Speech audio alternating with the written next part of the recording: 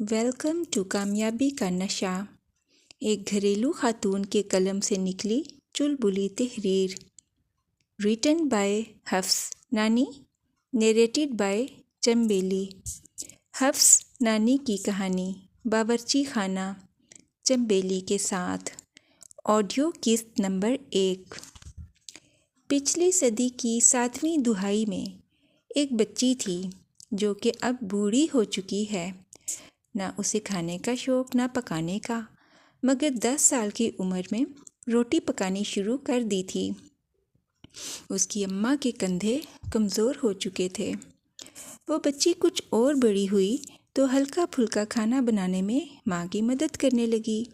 پھر جوان ہوئی تو اماں نے پورا کھانا اسی سے بنوانا شروع کر دیا۔ وہ کھانا بنا تو لیتی مگر ایک ایک بات پوچھ کر، مثلاً سبزی کی بھجیا بنانی ہے، سبزی کاٹ لی، پیاز ادرک بنا لی، اب دیگچی چولہے پر چڑھائی اور ماں بیٹی کی ہدایات شروع۔ کتنا گھی؟ 2 چمچے ڈال کر پیاز گلابی کرو۔ ہو گئے گلابی؟ اب ادرک ڈال کر پیاز لال کرو۔ لال ہو گئے؟ پانی کا چھینٹا دے کر سبزی بھونو۔ کتنی دیر؟ 5 منٹ تو بھونو۔ ٹماٹر کاٹے؟ نہیں۔ اچھا تب تک ٹماٹر کاٹ لو۔ نمک مرچ ڈالی؟ نہیں۔ کتنی ڈالوں؟ مسالوں کے نام اور اندازہ بتا کر۔ ارے چمچہ چلاتی رہو۔ اچھا جی، ٹھیک ہے۔ ہانڈی کا معائنہ کر کے اب ٹماٹر ڈال دو۔ پانی کتنا؟ پانی نہیں ڈالنا، بس ہلکی آنچ پر دم دے دو۔ وہ جب بھی سالن، چاول یا کبھی کبھی پلاؤ بناتی یوں ہی پوچھ پوچھ کر، لیکن بکرے کی ماں چھری تلے آ ہی گئی اور اس کی شادی ہو گئی۔ قریبی رشتے دار تھے مگر دوسرا شہر جو 1000 میل کی دوری پر تھا۔ اس کی ماں کے ہاتھ کی لذت پورے خاندان میں مشہور تھی، تو فرض کر لیا گیا کہ بیٹی میں بھی گن ہیں، لیکن کھانا بنانے سے پہلے وہ ساس سے مشورہ ضرور کر لیتی۔ بہت اچھا گزارا ہو رہا تھا۔ روزمرہ کے کھانے وہ بنا لیتی اور دعوت وغیرہ کے خصوصی طعام نند بناتی، جو آئے دن کھانا بنانے کے مختلف کورسز کرتی رہتی تھی۔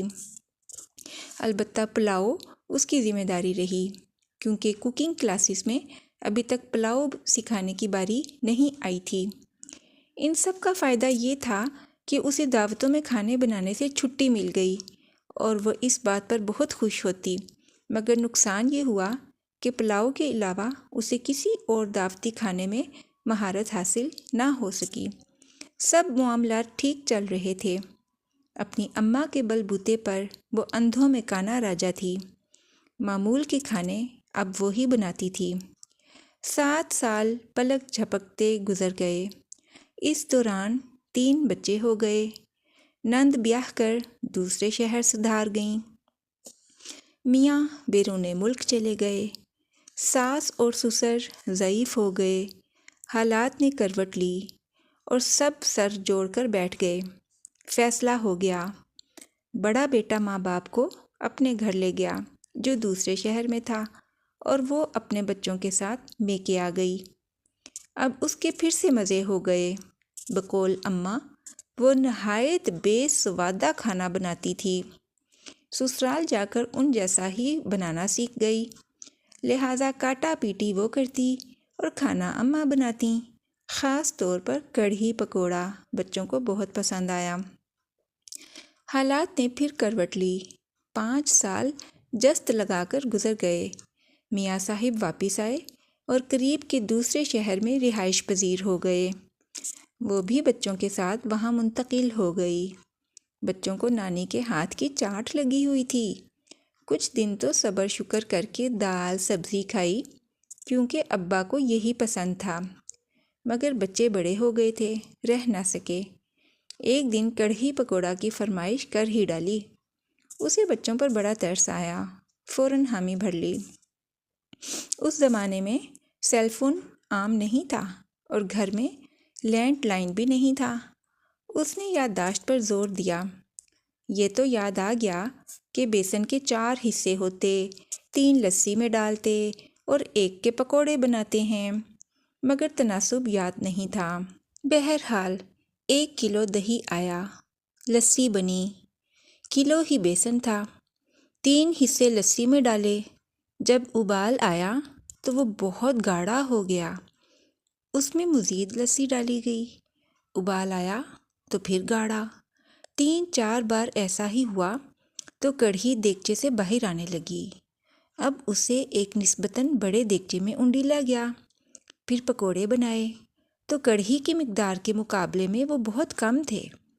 ایک تیسرے برتن میں پکوڑوں اور کڑھی کو متناسب کیا تو پیچھے ڈھیروں ڈھیر کڑھی بچ گئی۔ باقی کڑھی کا جو بھی ہوا وہ اہم نہیں، اہم تھے بچے۔ دوپہر 2:30-3 بجے تک بچے آ گئے، کڑھی پکوڑے کو بگھار لگ چکا تھا، ابلے چاول اور روٹی بھی تیار تھی۔ بچوں نے خاموشی سے کھانا کھایا۔ پھر ایک بولی، یہ نانی جان جیسا نہیں ہے۔ اف! اس کے تن بدن میں تو آگ ہی لگ گئی۔ انگلی اٹھا کر دھاڑی، خبردار! جو آئندہ کسی نے میرے سامنے کڑھی کا نام لیا، جس کو کھانی ہو وہ جب نانی کے گھر جائے تو شوق سے پکوا کر کھا کر آئے۔ بعد میں اسے معلوم ہوا کہ بیسن کے 4 حصے تو ٹھیک تھے، البتہ ان کی استعمال کی ترتیب غلط ہو گئی۔ 1 حصہ لسی میں اور 3 حصوں کے پکوڑے بنانے تھے۔ ویسے اپنی بات کی وہ پکی نکلی۔ چند سال اور گزر گئے۔ ایک دن وہ اپنے بچوں کے ساتھ گھر کا ماہانہ سودا خریدنے گئی۔ بچے اپنی پسند کی اشیاء بھی سودے میں شامل کرتے جا رہے تھے۔ گھر آ کر سودا سنبھالا تو ایک بریانی مسالے کا پیکٹ نکلا۔ بیٹی معصومیت سے بولی، امی ایک دفعہ تو پکا کر دیکھیں۔ اس نے کبھی بریانی نہیں بنائی تھی۔ سوچا ترکیب تو پڑھوں۔ ترکیب مناسب لگی۔ فون گھر میں موجود تھا۔ چھوٹی بہن کو فون کر کے مزید حوصلہ حاصل کیا۔ بہن نے البتہ مشورہ دیا کہ آدھا مسالہ ڈالنا۔ اس نے اللہ کا نام لیا اور اگلے دن ترکیب کے مطابق بریانی بنا لی۔ مسالہ آدھا ڈالا اور بہن نے جو مزید مشورے دیے سب استعمال کر لیے۔ واہ کیا مہک تھی! وہ بہت خوش تھی۔ بریانی کے ساتھ سلاد اور رائتہ بھی تیار ہو گیا۔ بچے اسکول سے آ چکے تھے۔ کھانا میز پر اتارا۔ بچوں نے خوشی خوشی پہلا نوالا منہ میں ڈالا۔ امی اس میں تو نمک ہی نہیں۔ ہیں؟ اس نے فوراً ایک نوالا منہ میں ڈالا۔ یہ کیسے ہو سکتا ہے؟ میں نے تو ایک ایک قدم ترکیب کے مطابق لیا، وہاں تو کہیں نہیں لکھا تھا کہ اتنا اور اتنا نمک ڈالیں۔ کیا مسالے میں نمک نہیں ہوتا؟ وہ فون پر اپنی چھوٹی بہن کو غصے میں سنا رہی تھی۔ باجی نمک حسب ضرورت خود ڈالتے ہیں، تو بتایا کیوں نہیں؟ اب اس کا جواب بہن کے پاس نہیں تھا۔ بہرحال اس نے ہمت نہیں ہاری اور چند دن بعد باقی مسالے کی بریانی بنائی۔ دھیان سے نمک ڈالا، ہر مرحلے پر نمک چکھتی رہی۔ بریانی تیار ہو گئی۔